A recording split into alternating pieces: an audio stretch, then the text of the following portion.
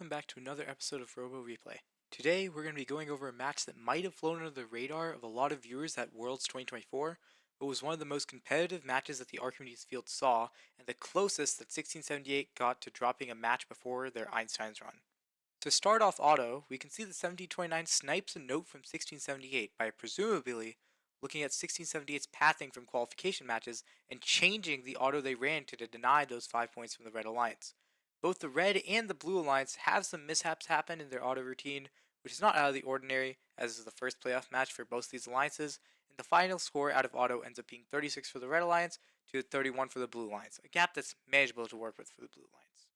Now, before tally-up starts, I want to explain the main strategies that both alliances have come up with. The Red Alliance of 1678 have decided that they want to run a double passer, single cleanup robot strategy, where 1678 is going to be cleaning up all the nodes, and 4613 and 2718 are going to be full-time passing to 1678 to constantly keep the speaker amplified.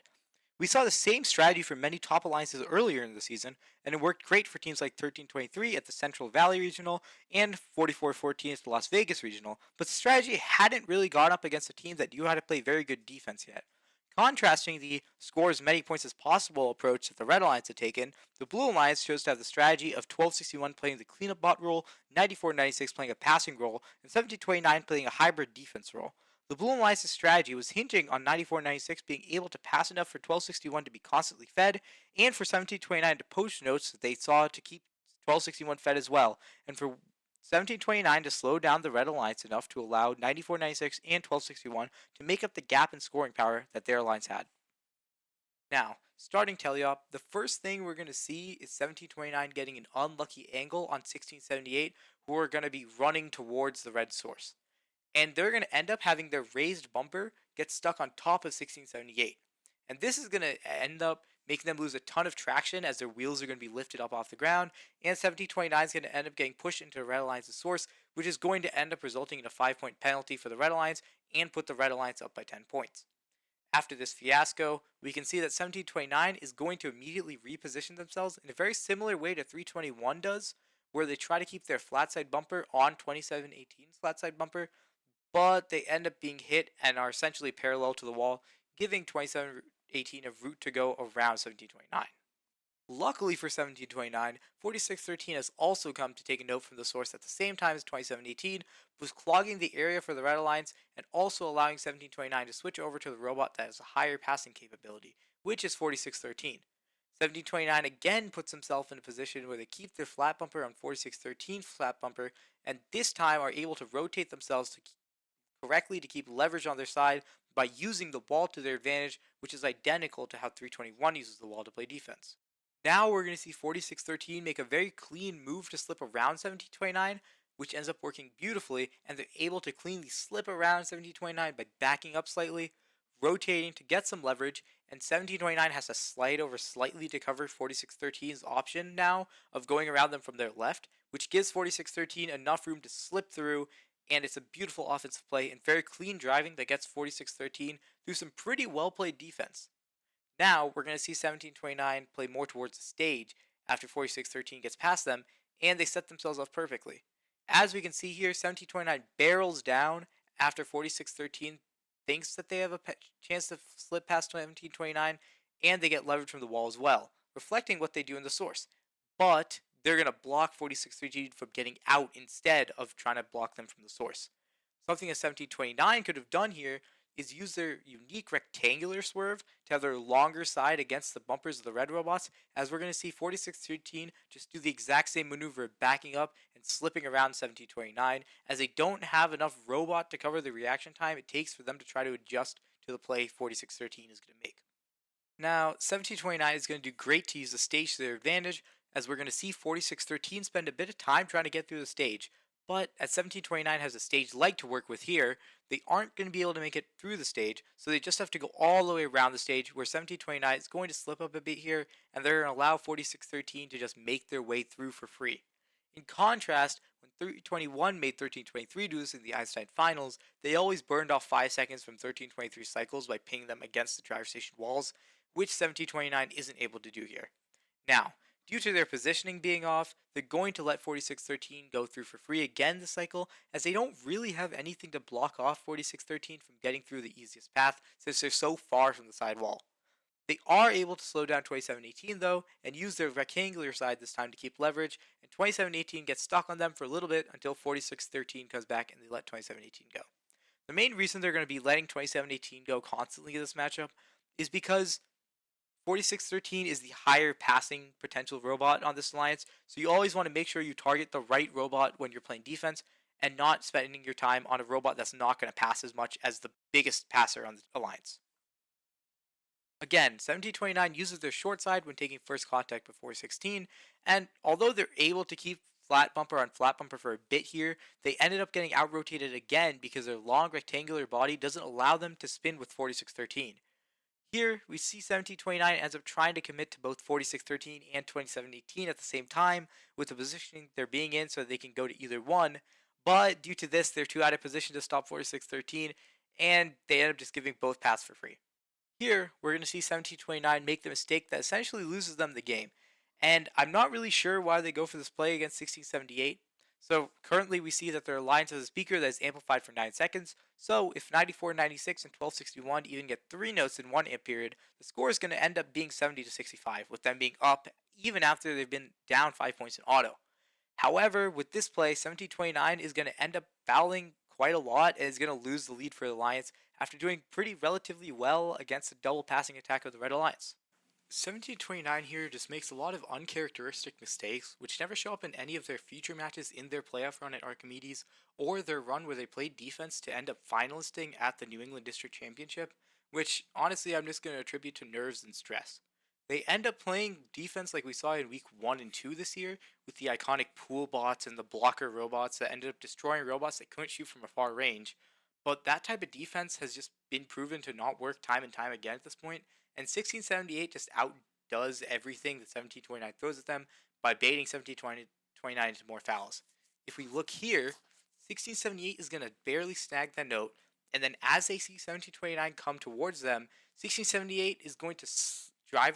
driver is going to immediately slam the robot against the safe zone, giving 1678 a free 5 points, and that's some beautiful driving to bait 1729 into trying to come in, thinking that they're safe to hit 1678, and then shut the door on them and get free 5 points for their alliance. After both of these penalties, the Blue Alliance ends up down 71 to 85, and 1729 goes back towards their alliance zone to go back to the style of defense that was working for them. They end up floating around a bit and go to poach a note, which essentially evens out the defense that they would have provided by playing defense, as you're giving up 1 note for the gain of 1 note. They then go for 2718, as 4613 did some crazy moves around them, so they'd rather go for the robot that's easier to defend than make it hard for themselves and chase another robot around the entire field who's probably going to get away from them. So 1729 does well here against 2718, and even steals the note from 2718, which ends up being a net plus 2 notes for the Blue Alliance, as 1729 denies a note from the Red Alliance that would have been passed, and adds a note for their own alliance. So 1729 then goes back to playing defense, and 94-96 here makes a play that I love, as they end up saving 1729's defense here, as they push 1729 past 4613 to end up giving them a little bit of leverage, as before 1729 was behind 4613 because they had to spend that time to pass to 1261. And although it doesn't end up denying a note, it does cause 4613 to take some time to reposition, and I wanted to highlight the heads up play from 94-96 here. On the topic of 94-96, I want to take some time to appreciate how insanely powerful they are as a team, as they ended up as the first pick of the 8th seed Alliance at Worlds as a rookie. 94-96 ended up having a total of 19 passes in teleop and 5 amplified speaker scores throughout this match. For some context, the combination of 4613 and 2718 ended up having 13 passes and 2 amplified speaker scores. Even though 1729 was playing defense on both Barker and 2718, that is ridiculous for a robot that fell to the first pick of the 8th Alliance. And it is one of the best passing performances that we saw in the world from a single robot, and this is their rookie year. This performance, based on scouting data that I received from this field, was higher than the peak of any team in any of the qualification matches combining both the passing and scoring that they did. 1729 did a great job picking this alliance, as 1261 also did amazing to clean up everything that 9496 sent their way, and they even got some penalties for their alliance as well when 4613 was slipping up, and they were going all the way around the stage towards 1261's scoring area. And although we're focusing on 1729's performance here, I do want to make it clear that the only reason this strategy and this 8-seed alliance is end up to hang with the best in the world is because they have the scoring of the best in the world in the incredible cleanup of 1261 and 9496's crazing passing ability being able to be enough where they can drop a passer in favor of defense and poaching. If we go back to the defense here, we again see 1729 be a little bit conflicted in who to defend, as they end up split between 2718 and 4613. However, I am actually fine with them letting 4613 here go, and the main reason for this is that 4613 has ended up accepting that in order to keep both themselves and 2718 passing cleanly and this area to not be fully jammed with two robots, one of them is going to have to take the longest possible path to pass a note, which is all the way around through here. So 1729 as a defender has two goals, and one of them is to slow the Red Alliance from entering the source, and one of them is to slow the Red Alliance from exiting the source. Their presence and jamming the main flow of traffic that the Red Alliance wanted to use has essentially led to 4613 giving up on trying to take them on in trying to get through the clog that would end up happening here. And so, even by not going for the block on 4613, their presence is slowing them down, and they also get to focus on stopping 2718 as they're going to come back from the source. And so if we play the match here a little bit further, we can also see that 4613's choice to get away from 1729 and the shift in pathing has led to a lot of danger, as we can see 1261 draw a foul here, as 4613 is going to end up trying to poach a note, but gets smacked by 1261 being very aware of what the pathing of the Red Alliance has ended up being changed to, which is some great awareness from both alliances overall for seeing what each other are adjusting to. 1729 now ends up back trying to slow 4613 after hitting 2718 a bit and knocking their note loose, and they end up barely making it in time to stop 4613, and they're playing on a nice edge at this point. 4613 has been spinning around them all game, but if they end up getting pushed at all here, they're going to cost their team another 5 points in a match where they're already down by 37 points, which is essentially going to seal the game for the Red Alliance. However, they play the situation beautifully and figure out when their leverage is going to give and slip out of the red source drone just before they would get a penalty for it, and then proceed to position themselves in a way where they can slow down 4613 before going to their next note, as there are only 15 seconds left on the clock. Now,